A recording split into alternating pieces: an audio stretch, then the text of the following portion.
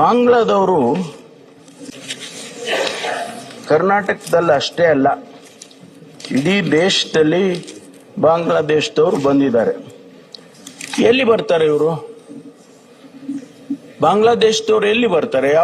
ಯಾವ ದಾರಿಯಲ್ಲಿ ಬರ್ತಾರೆ? ಬಾಂಗ್ಲಾದಿಂದ ಭಾರತಕ್ಕೆ ಬರಬೇಕಾದ್ರೆ ಅವ್ರು ಬರೋದೇ ಕಲ್ಕಟ್ಟಾದ ಮೂಲಕ ಬರಬೇಕು. ಯಾರು ಬಾರ್ಡರ್ ನೋಡ್ಕೊಳ್ಳೋರು?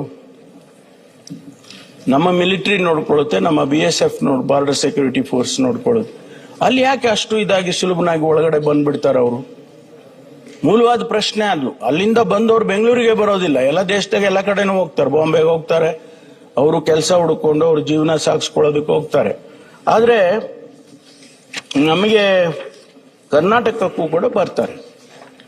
ಲಕ್ಷಾಂತರ ಜನ ಬಂದಿದ್ದಾರೆ ಅಂತಕ್ಕಂಥ ಮಾತು ಸತ್ಯಕ್ಕೆ ದೂರವಾಗಿರೋದು.